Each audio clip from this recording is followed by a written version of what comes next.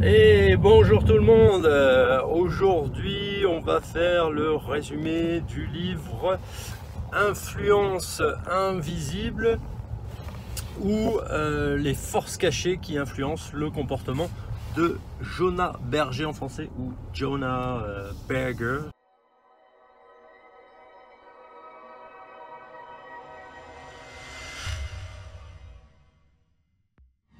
Donc je vous disais, on va faire le résumé du livre L'influence invisible, les forces cachées qui influencent le comportement de Jonah Berger. Ce livre a été publié en 2016. Il traite de l'influence qu'ont les autres sur la façon dont nous habillons, en fait, ou sur la musique que nous écoutons, ou encore sur les décisions que nous prenons. Donc l'auteur explique en fait comment nos actions, nos pensées et nos goûts sont modelés par les autres et explique de quelle manière il est possible de mieux contrôler ces influences grâce à l'analyse de ce processus.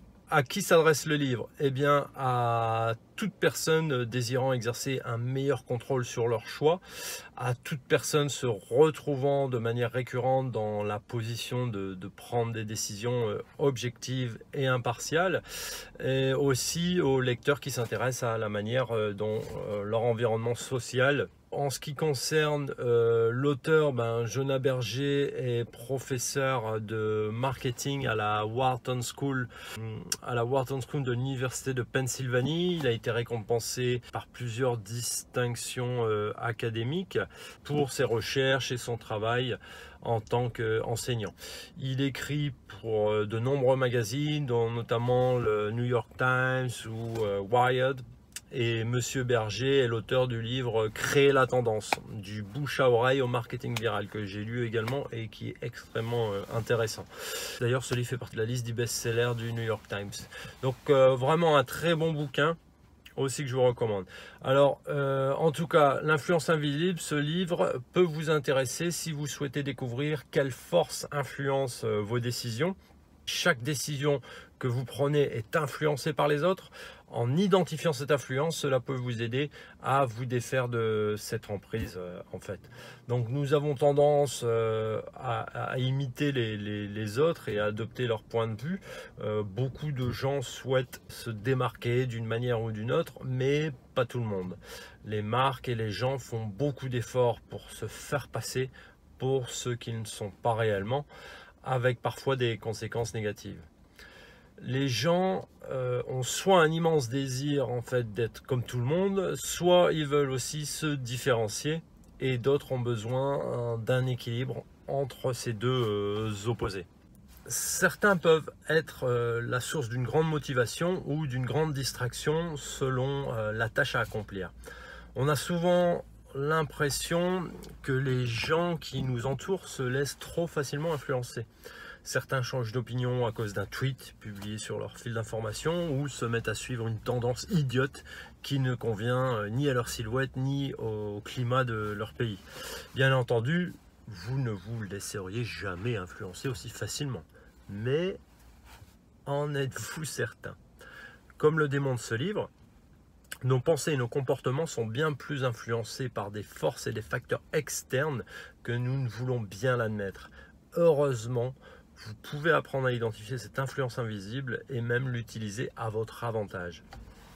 Donc grâce à ce livre, nous allons voir ensemble aujourd'hui pourquoi certaines personnes sont payées pour ne pas s'habiller.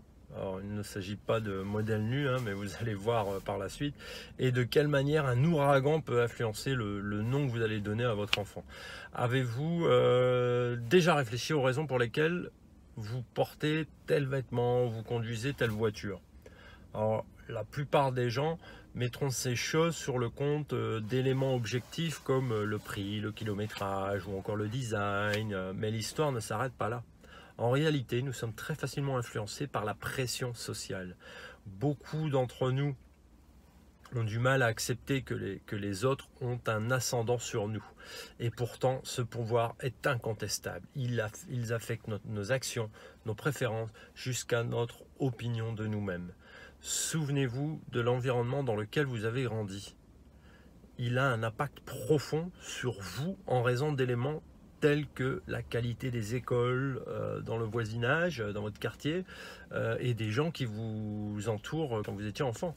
Donc si chaque enfant de votre quartier se moquait des geeks voilà, qui traînaient dans les bibliothèques, imaginez à quel point cela affecterait de manière négative votre perception de la littérature.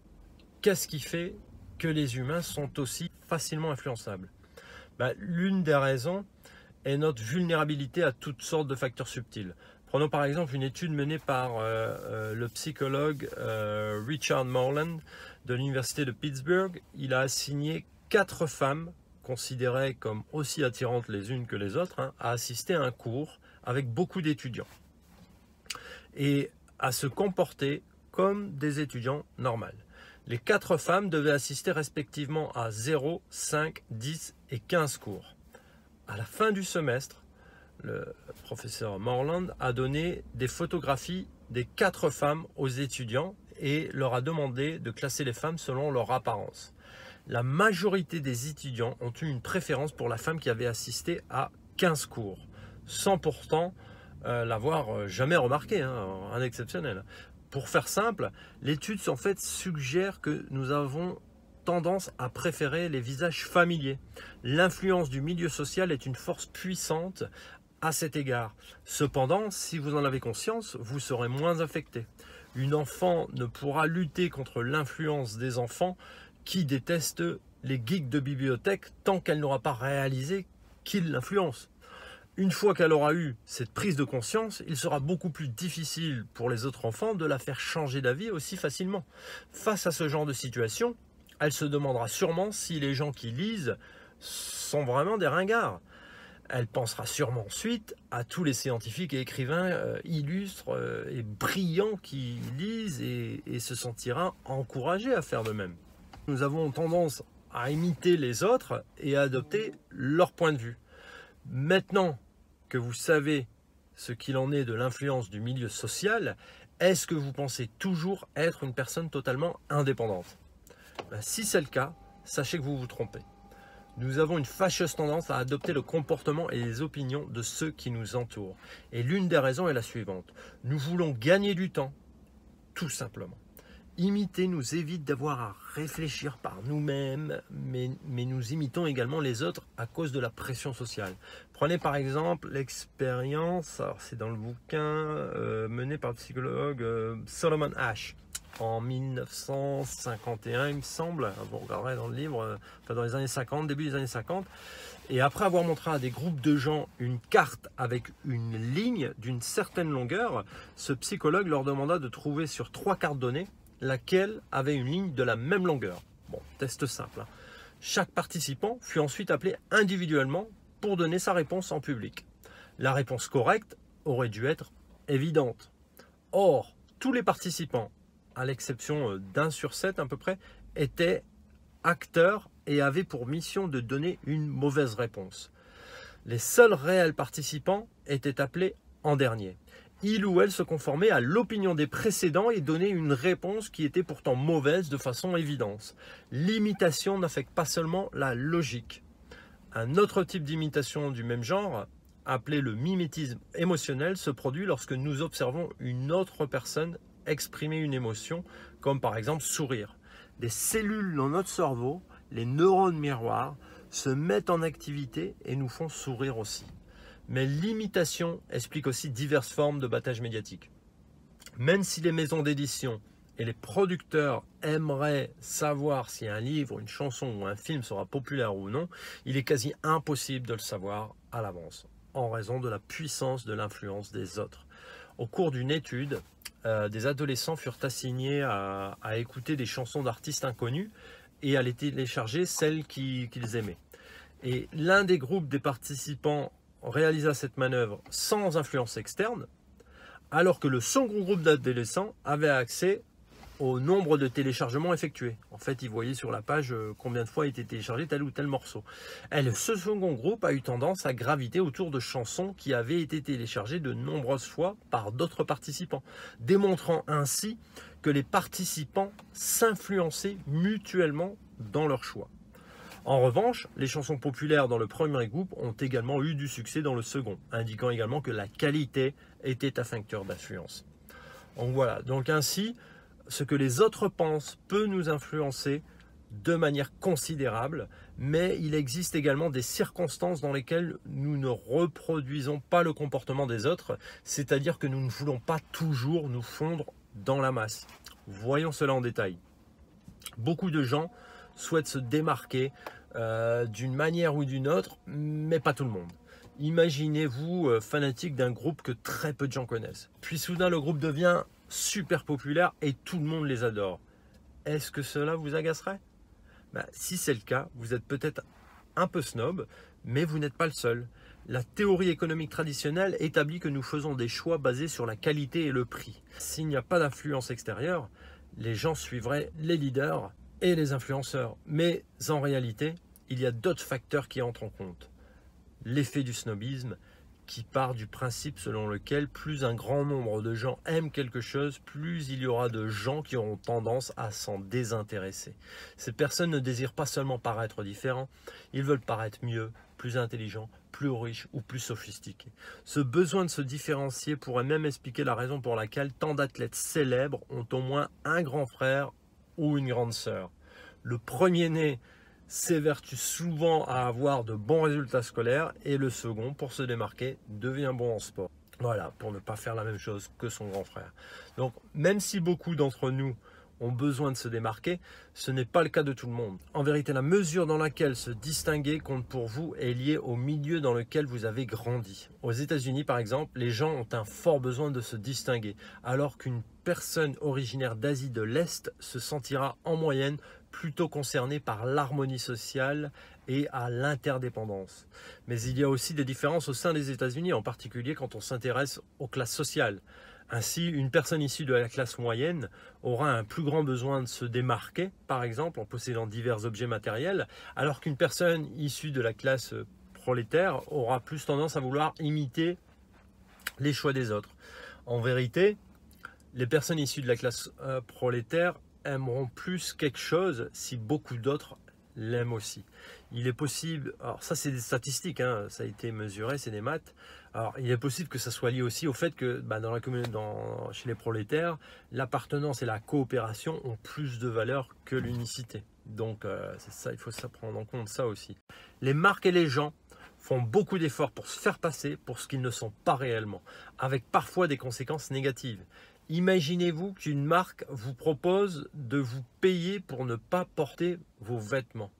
Pourtant, pour des célébrités comme Mike Sorrentino, en fait c'est un personnage d'une émission de télé-réalité Jersey Shore sur MTV, bref, et lui ça a été le cas. En l'occurrence, il y a Abercrombie & Fitch qui ont payé Sorrentino pour ne pas porter leurs vêtements, car ils ne correspondent pas à l'image bon chic, bon genre de la marque. C'est dingue quoi.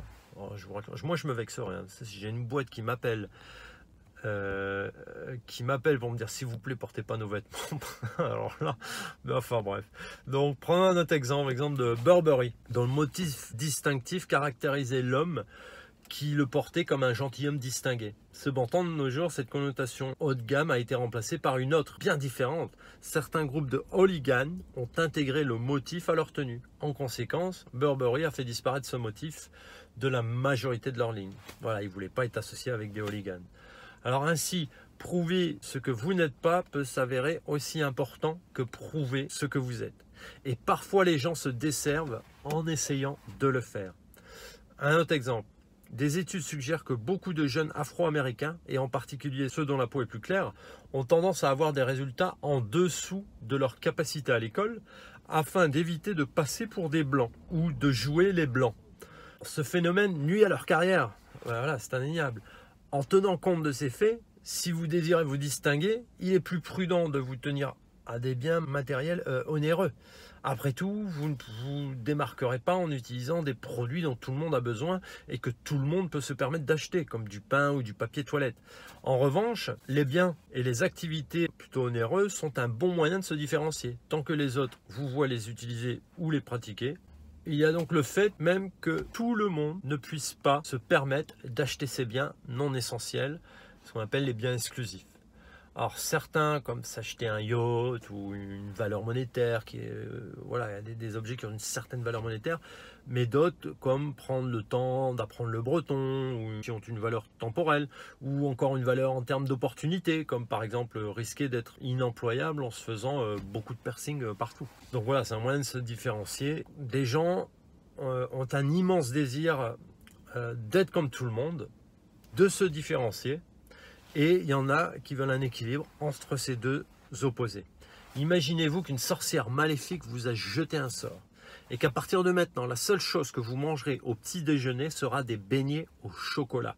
Bon, ça n'a pas l'air si terrible que ça, hein. Si, bon, les beignets au chocolat, ça va, je les mange moi.